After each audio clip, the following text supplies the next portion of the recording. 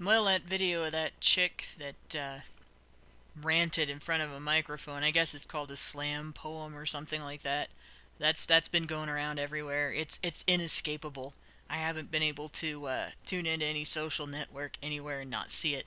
So I thought I'd respond. But since she titled it Gamergate and then filled it full of feminist rhetoric instead of actually talking about Gamergate, I thought I'd sort of give a combined response to her and the feminist rhetoric that she brought up, and feminist rhetoric in general.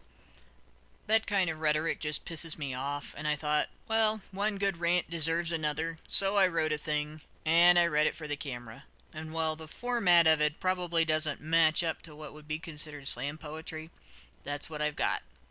Here it is. So Princess Butthurt of Femitopia is offended at having been questioned over her opinion of bad things happening to women in games. You know what?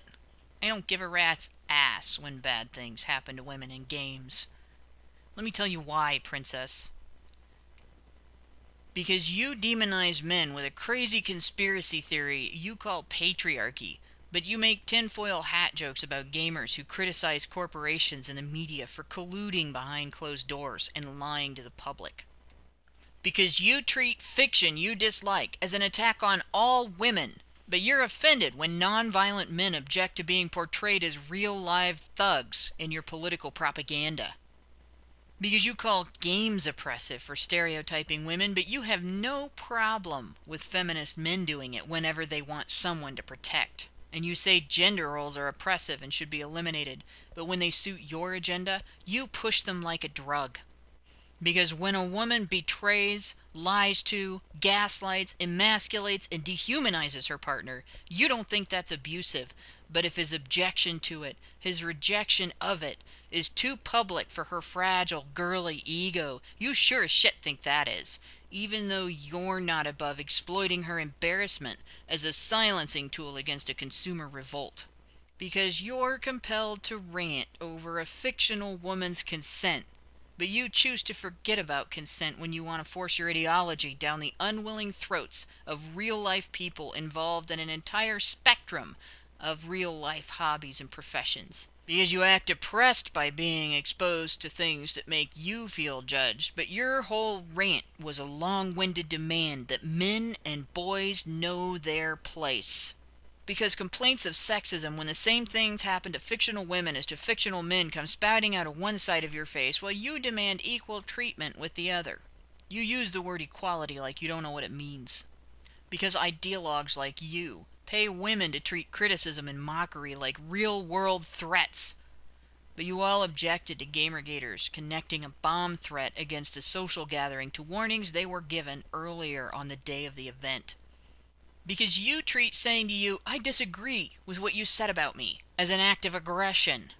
But you're fine with your ideological colleagues suggesting an entire social demographic should be gassed to death because you disagree with us. Because being left out of a hypothetical wish list offends your sense of entitlement to be included when you're of the ideology that uses professional mass shunning, block lists, blacklists, shit lists, and hit lists as a means of political and social control. Because you want women's sexuality to be sacred and untouchable, but you talk about men like theirs is toxic, domineering, too dirty and damaging to exist outside of women's control. Because while you bawl out that including fictional women in violent storylines encourages real-life violence against women, flesh and blood men who are abused are referred to anger management programs for batterers when they seek help. Don't you think that encourages violence against men? Because you think a fictional hooker represents rape culture, while your real-life ideological colleagues have created one by persuading world governments to exclude male victims of female perpetrators from their definition of rape. Because for women, we have rape shield laws, victims advocates, recovery programs, and entire campaigns demanding men take responsibility for our safety. But for male victims, we still just have "you were asking for it." Because you adorn yourself with sexual victim status, like it's some kind of formal attire that makes you more feminine and beautiful. But you're offended that I just mentioned that men can be raped and women can be rapists. Because you empathize with the experiences of fictional women and condemn the attitudes of fictional men. But when a real live woman cut off a real live man's penis, did you stand up and criticize the women who laughed about it on television?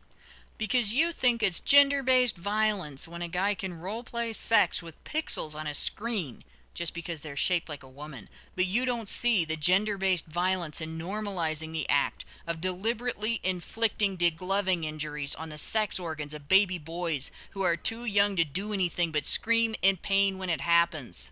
Because you're appalled that sometimes female characters die in fictional stories, and you say that shows callous attitude toward women. But when men in real life are dying to tell you how much they want to be part of their children's lives, you have the audacity to scoff and even demonize them for it. Because you have the nerve to make your assumption that male gamers can't be war veterans a reason to mock them, when you know young men can be forced into war, but you never will, because you have the privilege of being exempt. And because, instead of considering what I've had to say, you're busy right now trying to figure out which labels, buzzwords, and rhetoric you can use to excuse yourself from thinking about it. Because you're protective of a woman's right to refuse until one of us refuses to bear the label feminist and wear the heavy mantle of proxy victimhood that it entails. Because you're all about women's voices until one of us uses ours to tell you no. Because you think that tirade of yours makes you brilliant, and your friends will reinforce your belief, when all you did was stand there and bitch before a sympathetic crowd about first world problems that affect both sexes. Why should I care what happens to fictional women in video games, when my friends and my family are faced with such stark opposition to anyone caring about what happens to them in real life?